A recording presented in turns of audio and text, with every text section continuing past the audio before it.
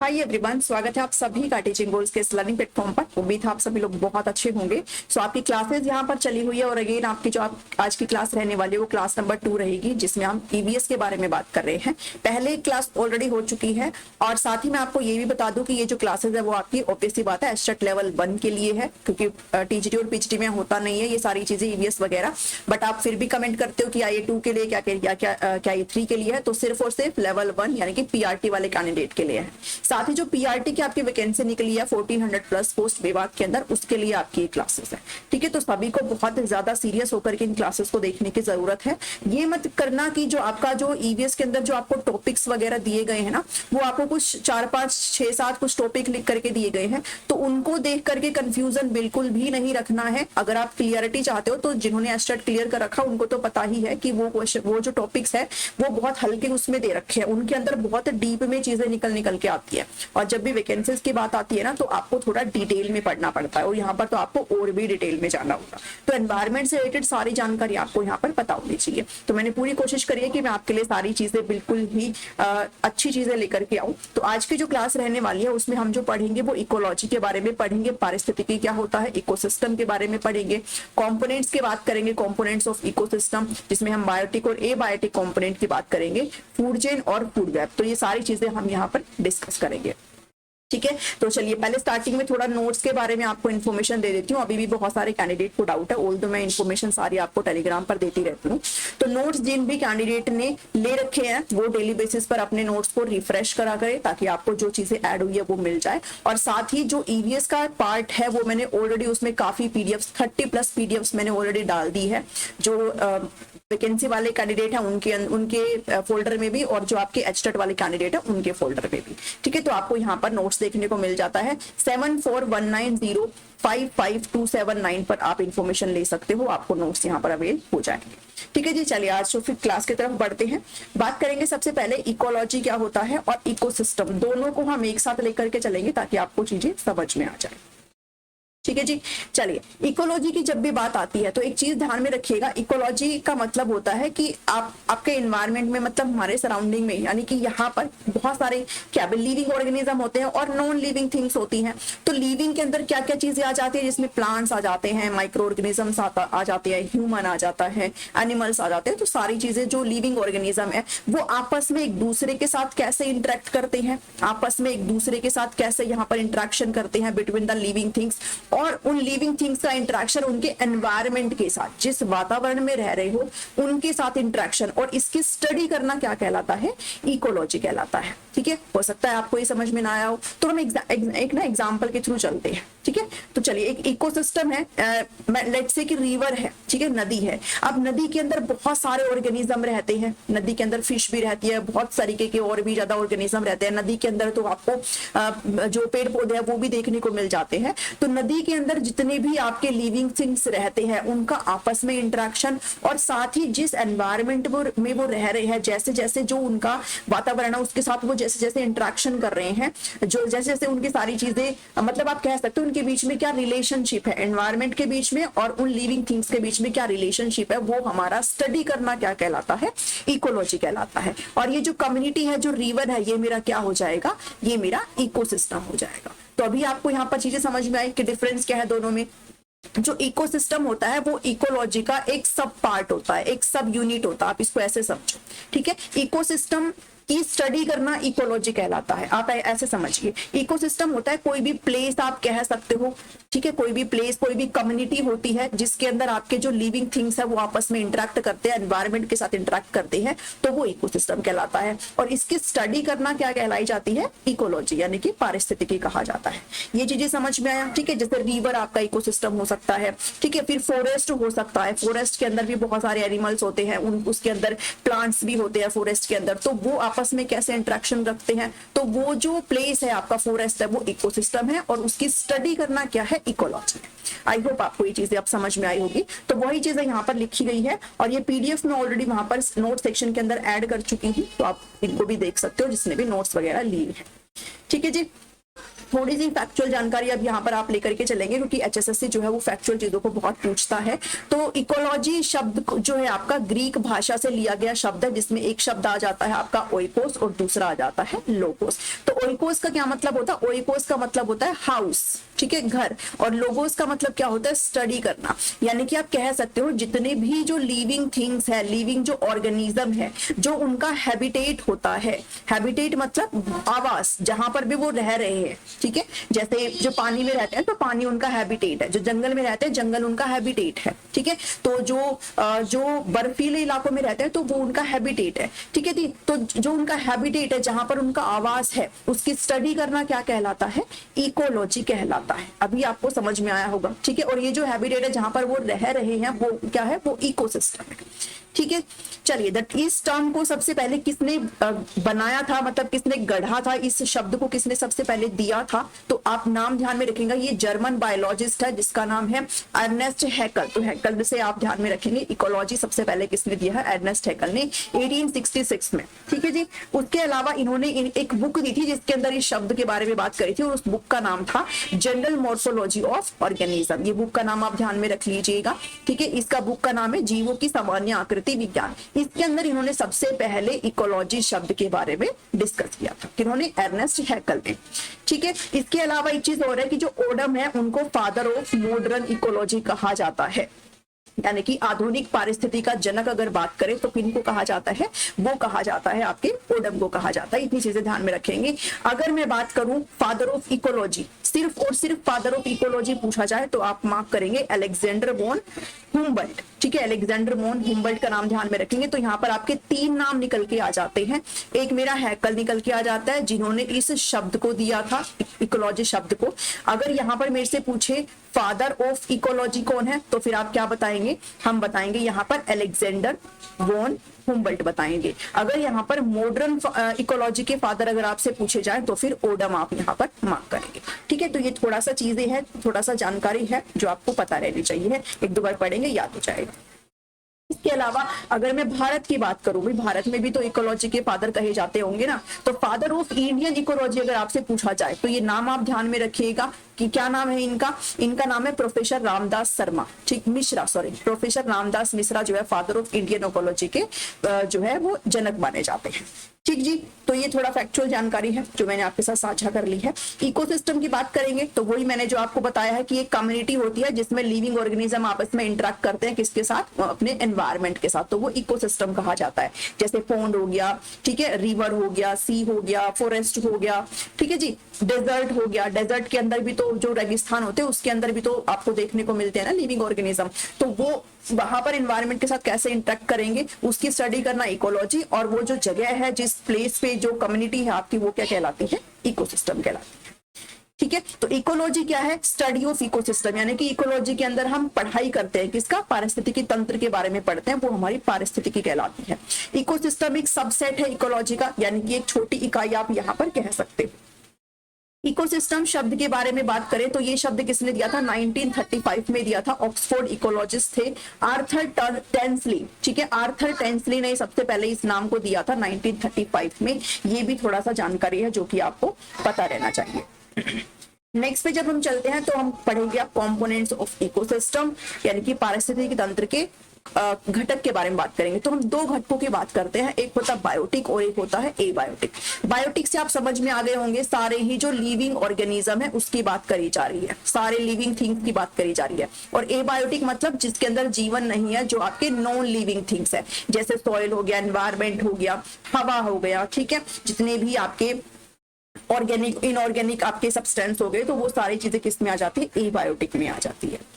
चलिए अब थोड़ा एक बार फ्लो चार्ट के थ्रू भी आप इस चीज को समझ लीजिए। पारिस्थितिकी तंत्र के 2 घटक होते हैं, एक होता है जैविक जो कि आपका है बायोटिक, और ये है आपका एबायोटिक। इंग्लिश में भी आपको नीचे देखने को मिल जाएगा, तो टेंशन नहीं लेनी है, ना हिंदी वालों को ना इंग्लिश वालों को, सारी चीजें मैंने यहाँ पर लिखी है। जब भी जैविक की बात करती हूँ तो ये 3 तरीके के होते हैं। एक होता है उत्पादक जिसको प्रोड्यूसर कहा जाता है, एक होता है उपभोक्ता जिसको कंज्यूमर कहा जाता है, और एक होता है अपघटक या फिर इसको वियोजक बोलते हैं, यानी कि डिकम्पोजर्स। डिकम्पोजर्स होते हैं। ये अभी सारी चीजें एक एक करके पढ़ेंगे, ठीक है। ये होता है एजेविक यानी कि एबायोटिक की बात करते हैं तो ये भी आपके 3 कैटेगरी में बटे हुए हैं। एक आपका है कार्बनिक जिसको ऑर्गेनिक बोला जाता है, एक आपका है अकार्बनिक जिनको इनऑर्गेनिक बोला जाता है, और ये आपका फिजिकल है, ठीक है। तो इसके अंदर ये सारी चीजें अभी आगे आपका आएगा, तो एक एक करके इन सारी चीजों को पढ़ेंगे।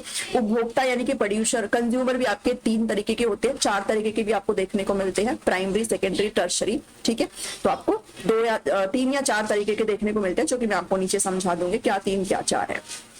इंग्लिश में भी आपको यहाँ पर लगा दिया है, आप चेक कर सकते हो, रिपीट करने का कोई फायदा नहीं है। ए बायोटिक की बात कर रहे हैं, बायोटिक आपके 3 होते हैं, that is producer, consumer, decomposers. ये भी आपके 3 से 4 में बटे हुए होते हैं, और ये आपका फिजिकल, इनऑर्गेनिक और ऑर्गेनिक सब्सटेंस। तो वो सारी चीजें हम अभी आगे के करके पढ़ेंगे। सबसे पहले बात करते हैं बायोटिक कंपोनेंट्स की, जिसके अंदर आपके सारे लिविंग ऑर्गेनिज्म आ जाते हैं, जिसमें plants, animals, algae, fungi, bacteria, viruses, सब कुछ आ जाता है, ठीक है। जो लिविंग होते हैं भाई, जो फीड करते हैं, जो लिविंग होते हैं, वो सभी आपके बायोटिक के अंदर आ जाते हैं। तो ये आपके 3 तरीके के होते हैं, एक होता है प्रोड्यूसर, एक कंज्यूमर और एक डिकम्पोजर्स।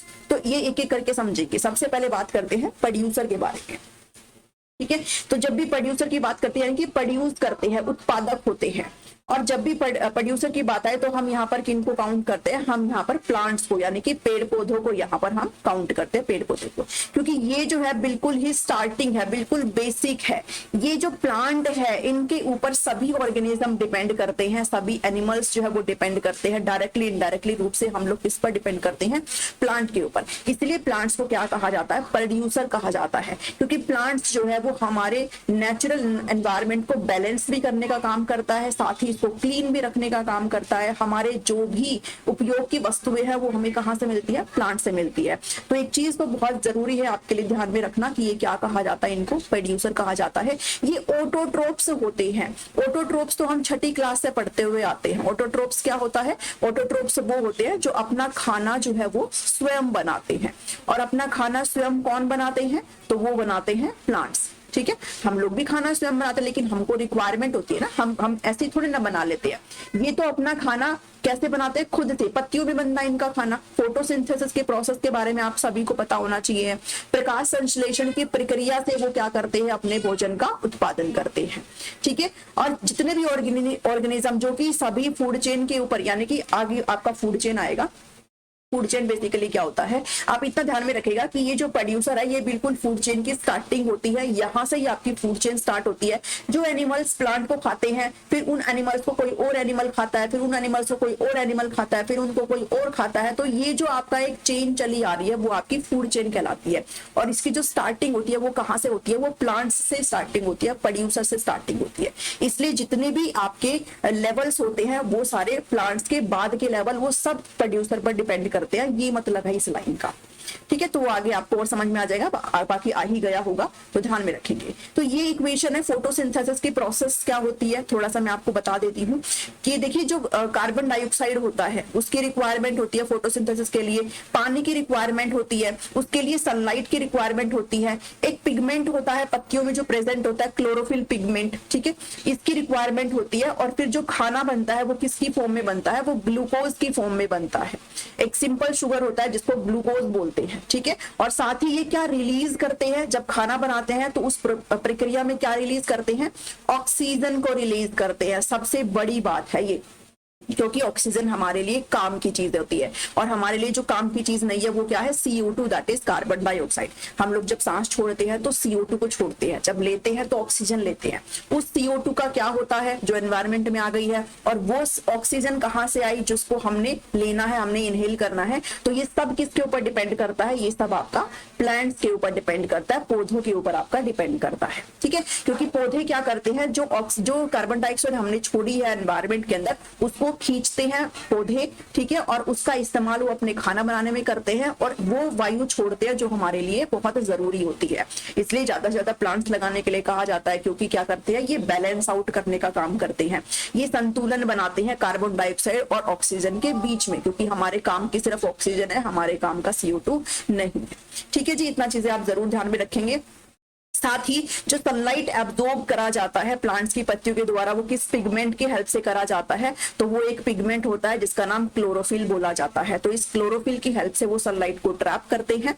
और इसके अलावा भी आपको ये चीज ध्यान में रखनी है कि जो CO2 जैसे गैस है और जो पानी है वो किसके थ्रू पत्तियों तक पहुंचता है, तो पत्तियों के अंदर एक स्मॉल ओपनिंग होती है जिसको स्टोमेटा बोला जाता है। हिंदी में भी ऐसे ही बोला जाता है, स्टोमेटा बोला जाता है। ये क्या होती है, ये एक स्मॉल ओपनिंग होती है ऐसे ऐसे। तो ये जो है छिद्र सा, ये स्मॉल ओपनिंग होती है, इसकी हेल्प से जो कार्बन डाइऑक्साइड है वो ये पत्तियों तक लेकर के आते हैं, और जो पानी जो जड़ सींच रही है नीचे से, वो तने से होते हुए ब्रांचेस से होते हुए पत्तियों तक किसकी हेल्प से जा रही है, इसी स्टोमेटा की हेल्प से जा रही है, जो कि टाइम आने पर ओपन हो जाता है, अदरवाइज वो फिर बंद हो जाता है। तो इतनी चीजें आप ध्यान में रखेंगे, ठीक है। और ये जो होती है ये गार्ड सेल्स होती है, GAURD गार्ड सेल्स, जो इस स्टोमेटा की ओपनिंग और क्लोजिंग को कंट्रोल करने का काम करती है। इनके थ्रू ही ये ओपन होता है और इनके थ्रू ही ये बंद हो जाता है। तो ये थोड़ी बेसिक से जानकारी है जो आपको पता रहनी चाहिए, ठीक है। फूड चेन कहां से स्टार्ट होती है, प्रोड्यूसर से स्टार्ट होती है। मैंने ऑलरेडी बता दिया कि फूड चेन आपकी कहां से स्टार्ट होती है, तो सबसे पहले पे आपको प्रोड्यूसर यानी कि प्लांट्स लगाने हैं।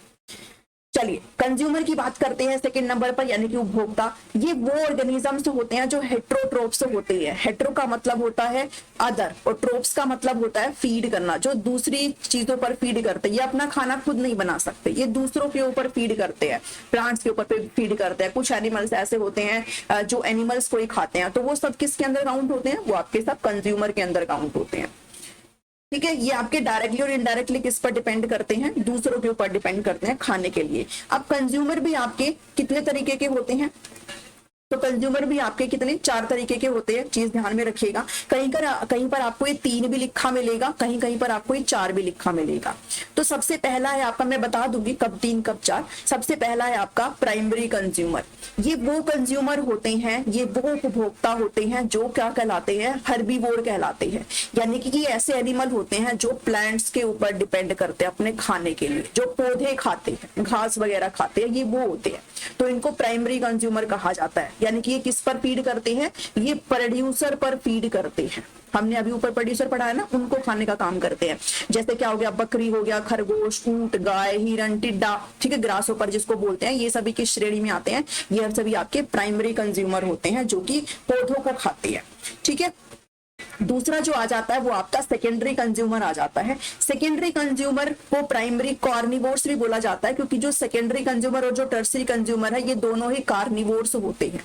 क्या होते हैं, कार्निवोर्स। कार्निवोर्स वो एनिमल्स होते हैं जो दूसरे एनिमल को मार करके खाते हैं, मतलब दूसरे एनिमल्स की जो मीट होता है उनको खाने का काम करते हैं, जो फ्लैश होता है, मांस होता है, मांसाहारी होते हैं बेसिकली, ठीक है। जो प्राइमरी कंज्यूमर थे वो आपके क्या होते थे, वो आपके शाकाहारी थे, ये आपके मांसाहारी होते हैं, क्योंकि ये उन एनिमल्स को खाते हैं जो आपके ऊपर वाली लाइन में गए हैं अभी। जैसे सेकेंडरी कंज्यूमर क्या खाते हैं, ये सेकेंडरी कंज्यूमर किसको खाते हैं भाई, प्राइमरी कंज्यूमर को खाते हैं। यानी कि किसको खाएंगे, जो आपका आया था ना अभी, टिड्डा आया था, ठीक है, टिड्डा आया था आपका भाई, टिड्डा क्या था आपका, प्राइमरी कंज्यूमर था, ठीक है, क्योंकि वो घास वगैरह खाता है, आप सभी को पता है, जो ग्रास ऊपर होता है। अब जो आपके सेकेंडरी कंज्यूमर है वो किनको खाते हैं, इन प्राइमरी कंज्यूमर को खाते हैं, ठीक है। ये आपस में रिलेट करता है एक दूसरे से।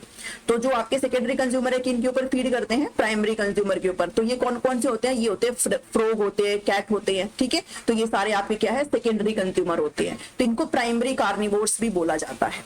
तीसरा है आपका टर्शरी कंज्यूमर। ये वो होते हैं जो सेकेंडरी कंज्यूमर को खाते हैं। किनको खाते हैं, सेकेंडरी कंज्यूमर को खाते हैं। जैसे स्नेक हो गया, फोक्स हो गया, ठीक है, भेड़िया हो गया, ये सभी क्या है, ये सभी इनको खाते हैं, ठीक है, ये सभी इनको खाते हैं। तो वो टर्शरी कंज्यूमर हो गया, यानी कि एक दूसरे के साथ रिलेट कर रहा है। इसी को ही क्या बोला जाता है, फूड चेन है। अब ये फूड चेन ही आपकी चल रही है, आगे डायग्राम से भी मैं आपको बता दूंगी।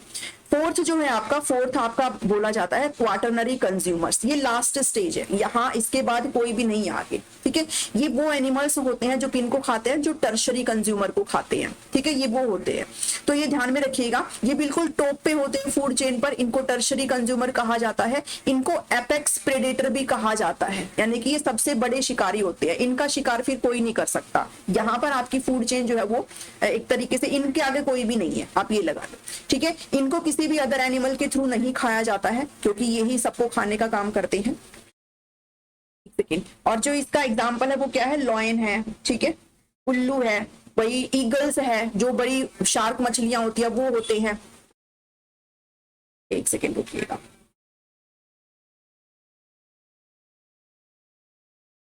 ठीक है जी, तो वो क्या है आपके, वो आपके क्वार्टरनरी कंज्यूमर्स होते हैं। तो ये चार तरीके के आपको देखने को मिलते हैं जो कि एक दूसरे को खाते हैं। जो प्राइमरी कंज्यूमर होता है उनको खाने का काम सेकेंडरी कंज्यूमर के द्वारा किया जाता है, सेकेंडरी को टर्शरी वाले खाते हैं, टर्शरी को क्वार्टरनरी वाले खाते हैं। ठीक है, तो नीचे एक डायग्राम है जिसके थ्रू मैं आपको बता दूंगी। और जब भी आपको तीन दिखाई मिलेगा तो मतलब तीन में आपको क्या क्या दिखाई मिलेगा, एक आपको प्राइमरी दिखाई मिलेगा, एक आपको सेकेंडरी दिखाई मिलेगा और एक आपको ओनली टर्शरी दिखाई मिलेगा। ये आपको नहीं दिखाई मिलेगा क्वार्टरनरी वाला। ठीक है, ये क्वार्टरनरी बेसिकली फिर टर्शरी बन जाता है और जो सेकेंडरी और टर्शरी है वो आपका सेकेंडरी के अंदर ही काउंट कर लेते हैं। वो इतना डिफरेंस है उसमें बस, और कुछ भी डिफरेंस नहीं है।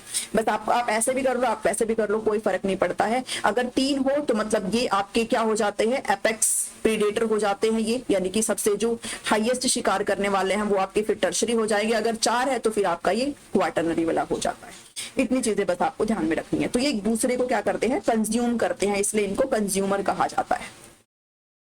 ठीक है, अब इसके अंदर जो आपका क्वार्टरनरी है इसके अंदर क्या आ जाता है, कुछ ऐसे होते हैं जो वेजिटेरियन नॉन वेजिटेरियन दोनों होते हैं, उनको ओमनिवोर्स कहा जाता है। और ह्यूमन स्पेशली यही होता है कि हम लोग क्या करते हैं भाई, नॉन वेज भी बहुत सारे लोग होते हैं और वेज तो होते ही होते हैं। तो ये किसके अंतर्गत आते हैं, ये आपके ओमनिवोर्स होते हैं जो कि ह्यूमंस होता है। तो आप अगर यहाँ पर देख पा रहे हो इस फूड चेन में, इसके थ्रू समझेंगे। ये है प्रोड्यूसर, ग्रास क्या है भाई, प्रोड्यूसर है, खाना अपना सेल्फ बनाते हैं। ठीक है, ये आपके प्रोड्यूसर है। उसके बाद जो घास है इसको खाने का काम किसके द्वारा किया जाता है, ग्रास होपर को। तो ये हमारे प्राइमरी कंज्यूमर हो गए। ठीक है, ये हमारे प्राइम, क्योंकि कंज्यूमर हमारे कितने तरीके के थे, चार तरीके के थे, ये रे चार यहाँ पर। पहला प्राइमरी कंज्यूमर, दूसरा है आपका क्या, सेकेंडरी कंज्यूमर जो कि इनको खाने का काम करता है, ये एक पक्षी है जो इन टिड्डों को खाता है। उसके बाद टर्शरी कंज्यूमर आपका आ गया स्नेक, जो कि इनको खाता है। ठीक है, यहाँ पर आप चूहा भी रख सकते हो, कुछ भी रख सकते हो। ये आपका टर्शरी कंज्यूमर हो गया जो कि सेकेंडरी को खाता है। और ये आपका कौन सा हो गया, क्वार्टरनरी कंज्यूमर, जिसको एपेक्स यानी कि उच्च शिकारी जिनको आप बोलते हो, उच्च मांसाहारी आप इनको बोलते हो भाई। ये जो होते हैं इनसे ऊपर फिर आगे कुछ भी नहीं है। ठीक है, तो ये जो क्या है, जैसे आउल हो गया भाई, ईगल्स हो गया। ठीक है, लॉइन यहाँ पर आ सकता है, चीता आ सकता है, यहाँ पर बड़ी बड़ी शार्क आ सकती है यहाँ पर। तो ये किनको खाने का काम करते हैं, टर्शरी वालों को खाने का काम करते हैं। और इनको कोई नहीं खाता। ये फिर जब इनकी डेथ होगी तो फिर बाद में ये डिकम्पोज हो जाते हैं। जो माइक्रो ऑर्गेनिजम्स होते हैं वो इनकी जो बॉडी होती है उनको डिकम्पोज यानी कि स्मॉल पार्ट्स में ब्रेक डाउन कर देते हैं और फिर वो मिट्टी में मिल जाता है।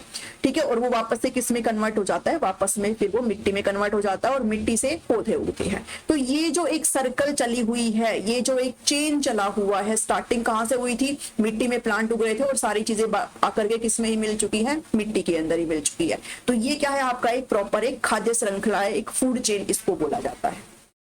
ठीक है, तो हमने यहाँ पर क्या करा है, हमने यहाँ पर प्रोड्यूसर कर लिए, कंज्यूमर कर लिया। और जो थर्ड था मेरा बायोटिक के अंदर ही, वो मेरा थर्ड क्या था, डिकम्पोजर्स था, अपघटक। डिकम्पोजर्स को अब यहाँ पर करेंगे। तो अभी जो मैंने आपको ऊपर डायग्राम में दिखाया था, ये इधर ये क्या है, डिकम्पोजर्स है। यानी कि जो आपके जितने भी प्लांट और एनिमल्स है जिनकी जो मर जाते हैं उनकी डेड बॉडी को डिकम्पोज करने का काम किनके द्वारा किया जाता है, ऐसे ऑर्गेनिजम्स। आप सभी को पता है ना भाई, जो प्लांट्स वगैरह होती है, जो पत्ते वगैरह झड़ जाते हैं फिर वो बाद में सड़ जाते हैं, और जो एनिमल्स होते हैं उनकी बॉडीज को भी डिकम्पोज करने का काम इन सभी के द्वारा किया जाता है। तो इनको क्या बोला जाता है, इनको सेप्रोफाइट्स बोला जाता है, मृत जीवी बोला जाता है। ये वे सूक्ष्म जीव होते हैं जो मृतक वनस्पतियों और जंतुओं को गला सड़ाकर उनको क्या करते हैं, वियोजित करते हैं। ठीक है, और इसी प्रक्रिया के द्वारा वो अपना भोजन भी इन्हीं मृत जीवों से प्राप्त करें। मतलब इनका काम है ये कि उनकी बॉडीज को धीरे धीरे फीड कर लेना और उनको कहीं ना कहीं जो कॉम्प्लेक्स बॉडी है उसको स्मॉलर पार्ट्स में डिवाइड करके वो फिर काफी किस में चला जाता है, सोइल के अंदर ही आपका वो सभी चीजें मिक्स हो जाती है। तो जो न्यूट्रिएंट्स आपका ऐसे डिफरेंट उसमें चलता हुआ आ रहा था, वो न्यूट्रिएंट्स वापस जाकर में किस में मिक्स हो गया, मिट्टी के अंदर मिक्स हो गया है। ठीक है, तो न्यूट्रिएंट्स यानी कि जो गुणवत्ता है मिट्टी की वो भी बनी रहती है इससे। तो डिकम्पोजर्स बहुत जरूरी होते हैं। सेप्रोफिटिक फंगाई और बैक्टीरिया क्या हो जाती है, ये फंगाई और बैक्टीरिया होते हैं जो इसके अंतर्गत आते हैं, जो डिकम्पोज करने का काम होते हैं। तो ये क्लीन करते हैं अर्थ को, जितने भी डेड प्लांट्स और एनिमल्स होते हैं उनकी जो डेड बॉडीज होती है, जो सड़ा हुआ वो मैटर होता है, उनको क्लीन करने का काम करते हैं। साथ ही इनका फीडिंग भी हो जाता है, इसलिए इनको क्या बोला जाता है, स्केवेंजर्स ऑफ नेचर इनको बोला जाता है। ठीक है, प्रकृति का मेहतर जो भी है, रखवाले कुछ भी आप कह सकते हो। तो डिकम्पोजर्स कौन होते हैं, जो झड़े हुए पत्ते होते हैं, जो पेड़ आपके खराब हो चुके हैं, ठीक है, जो पत्तियां आपकी सड़ चुकी है, जो एनिमल्स आपके डेड हो चुके हैं, उन सभी को क्लीन करने का काम करते हैं, उनके ऊपर फीड करते हैं। बायोटिक हमने यहाँ पर कर लिया। अब हमारा क्या आ जाता है, ए बायोटिक आ जाता है। ए बायोटिक के अंदर क्या क्या आ जाएंगे, 3 पार्ट्स में आपका ये डिवाइड होता है, एक क्लाइमेटिक एलिमेंट, दूसरा ऑर्गेनिक और तीसरा क्या है, इनऑर्गेनिक है। तो क्लाइमेटिक में आपका क्या आ जाता है भाई, क्लाइमेट से रिलेटेड आ जाती है सारी चीजें, जलवायु तत्व आ जाते हैं जिसमें आपका सनलाइट आ जाएगा, टेम्परेचर, रेनफॉल आ जाएगा, ठीक है। तो जो आपका बायोटिक के अंदर था, जो आपके लिविंग थिंग्स है, वो इन्हीं के साथ ही तो इंटरेक्ट करते हैं, नॉन बायोटिक के साथ ही तो इंटरेक्ट करते हैं, क्योंकि सनलाइट की हमें जरूरत होती है, टेम्परेचर भी बहुत मैटर करता है, रेनफॉल भी मैटर करता है, ठीक है। ऑर्गेनिक में क्या क्या आ जाती है, प्रोटीन, कार्बोहाइड्रेट्स आ जाता है, इनऑर्गेनिक में कैल्शियम, कार्बन, हाइड्रोजन, सल्फर। तो ये सारी चीजें आपकी क्या है, आपके एबायोटिक कंपोनेंट के अंदर आता है। तो हमने अभी क्या पढ़ा है, हमने ये पढ़ा है इकोसिस्टम के कितने कंपोनेंट्स होते हैं, 2 कंपोनेंट होते हैं, एक होता है बायोटिक और दूसरा होता है एबायोटिक। अब हम पढ़ेंगे फूड चेन, जो कि हम ऑलरेडी, मैं थोड़ा सा आपको इसके बारे में आइडिया दे चुकी हूँ। फूड चेन का मतलब क्या होता है, अभी हमने जो टॉपिक लेवल पढ़े हैं और वो कहाँ से स्टार्टिंग हो रही थी, वो मेरी प्रोड्यूसर से स्टार्टिंग हो रही थी, ठीक है। प्रोड्यूसर के बाद क्या आ रहे थे मेरे प्राइमरी कंज्यूमर, फिर मेरे सेकेंडरी कंज्यूमर, फिर मेरे टर्शरी कंज्यूमर आ रहे थे, ठीक है, फिर मेरे क्वार्टरनली कंज्यूमर आ रहे थे, फिर मेरा डिकम्पोजर्स आ रहा था, और वो आपस में किसमें, फिर आपका प्लांट्स के अंदर ये सारी चीजों को मिक्स कर रहा था। तो ये जो फीडिंग का प्रोसेस चला आ रहा है स्टार्टिंग से लेकर के, प्लांट से लेकर के, क्योंकि ये सभी आपस में एक दूसरे पर फीड कर रहे हैं ना, एक दूसरे पर निर्भर है आपस में, तो ये जो पूरा चेन चला आ रहा है, इसको ही क्या बोला जाता है, फूड चेन बोला जाता है। यही आपकी खाद्य श्रृंखला कही जाती है। इसके तहत जो एनर्जी का फ्लो है वो एक लेवल से दूसरे लेवल तक आपका चलता रहता है, क्योंकि भाई एनर्जी जो सनलाइट है वो ट्रैप करने का काम कौन करता है, जो आपके प्रोड्यूसर होते हैं, जो प्लांट होते हैं, वो सनलाइट को ट्रैप करके नीचे लेके आते हैं, और वो जो एनर्जी है आपकी फिर बाद में फ्लो करती रहती है फ्रॉम वन इंडिविजुअल टू दूसरे की तरफ, ठीक है। तो ऐसे आपका जो इकोसिस्टम है उसके तहत आपकी सारी चीजें मूव करती रहती है, तो एनर्जी का फ्लो आपका चलता रहता है। तो ये क्या होता है, एक factor that organism is consumed by another organism in ecosystem. किसी भी पारिस्थितिकी तंत्र में एक जीव दूसरे जीव को खाने का काम करता है, यही आपका फूड चेन के अंतर्गत होता है, ठीक है। तो आप इस डायग्राम में यहाँ पर ये चेक कर सकते हो, सेम ही है, वही सारी चीजें हैं। यहाँ पर स्टार्टिंग कहाँ से हो रही है, स्टार्टिंग हो रही है प्रोड्यूसर से, यानी कि प्लांट से। और प्लांट्स कैसे प्रोड्यूस कर रहे हैं, तो वो भाई जो आपका बारिश वगैरह पानी चाहिए इनको सनलाइट चाहिए, क्लोरोफिल इनके पास है ही, और CO2 हम इनको छोड़ करके दे रहे हैं, जितने भी हम लोग छोड़ते हैं गैस को, ठीक है। और उसके बाद फिर वो ऑक्सीजन निकालते हैं, ठीक है। तो इसको खाने का काम ग्रासहोपर, जो कि प्राइमरी कंज्यूमर में आ जाएगा, ठीक है जी। और ये आपका सबसे पहला लेवल होता है। ट्रॉपिक लेवल की जब मैं बात करती हूँ तो सबसे पहला फर्स्ट लेवल होता है, ये स्टार्टिंग यहीं से होती है। मैंने स्टार्टिंग में आपको समझाया था जब मैं प्रोड्यूसर बता रही थी, फर्स्ट लेवल है। सेकंड लेवल आपका कौन सा होता है, कंज्यूमर होता है, ठीक है, जो प्राइमरी कंज्यूमर होता है। और थर्ड लेवल आपका कौन सा होता है, थर्ड जो ट्रॉपिक लेवल है आपका कौन सा होता है जी, वो आपका सेकेंडरी कंज्यूमर होता है। और ये आपका फोर्थ ट्रॉपिक लेवल हो जाएगा, ठीक है। और ये आपका कौन सा हो जाएगा, फिफ्थ ट्रॉपिक लेवल हो जाएगा। ये चीज ध्यान में रखेंगे, यहां से आगे कुछ नहीं है, फिर सारी चीजें डिकम्पोज होती हैं और वापस से सब इसमें मिल जाती है। तो ये जो पूरी एक चेन चली आ रही है, ये आपकी फूड चेन कही जाती है। अगर 3 ना हो तो फिर वो प्राइमरी, सेकेंडरी और टर्शरी में खत्म कर देंगे, और टर्शरी फिर आपका यहाँ पर आ जाएगा, क्योंकि फिर ये दो आपके फिर एक में सेकेंडरी में ही लगा देंगे वो, और टर्शरी फिर मेरा ये बन जाएगा जो ईगल वाला है, ठीक है। बस आपको यही डिफरेंस देखने को मिलेगा, बाकी कोई दिक्कत नहीं है, ऐसे ही आपको चलना है। ट्रॉपिक लेवल में आपको ऑलरेडी बता चुकी हूँ। फर्स्ट ट्रॉपिक लेवल आपका कौन सा होता है, ऑटोट्रोप्स होता है, यानी कि प्रोड्यूसर होते हैं जो अपना खाना खुद बनाते हैं, ठीक है। तो वो यही चीजें। सेकेंडरी कौन सा हो जाएगा, प्राइमरी कंज्यूमर, जो उनको खाते हैं, पेड़ पौधों को खाते हैं। थर्ड कौन सा हो जाएगा, सेकेंडरी। फोर्थ कौन सा हो जाएगा, टर्शरी हो जाएगा। चलिए, अब एक चीज आपको बहुत जरूरी है पता रहना, यहाँ पर आपको ध्यान में रखना है, लिनमान 10% लो आपको यहाँ पर पता रहना चाहिए, जो कि इन्होंने, ये एक नाम है भाई, ठीक है, लिनमान ये एक नाम है। इन्होंने 1942 में ये 10% वाला एक लो दिया था। 10% का मतलब क्या होता है कि जितना भी हमने ये ट्रॉपिक लेवल देखा है, जो हमने ट्रॉपिक लेवल देखा है भाई एक से दूसरे तक, तो जो एनर्जी का पास ऑन हो रहा है वो कितनी एनर्जी पास होती है from one trophic level to other trophic level, तो ओनली 10% पास होती है। Only about 10% of energy is passed when food energy is transferred from one trophic level to highest trophic level. तो ये जो आपका जो प्रोड्यूसर से चला रहा था, चलो मैं इस डायग्राम में आपको बता देती हूँ। इतना ध्यान में रखिए कि जो एनर्जी का ट्रांसफर होता है वो कितना होता है, 10% होता है, ठीक है, 10% होता है। ये है आपका सबसे पहला प्रोड्यूसर प्लांट वाला, ठीक है। ये आपका सेकंड नंबर का है प्राइमरी कंज्यूमर, ये है सेकेंडरी कंज्यूमर, ये है टर्शरी कंज्यूमर, और ये आपके बिल्कुल हाईएस्ट वाले होते हैं जिसमें ईगल आ जाता है, एपेक्स प्रेडेटर।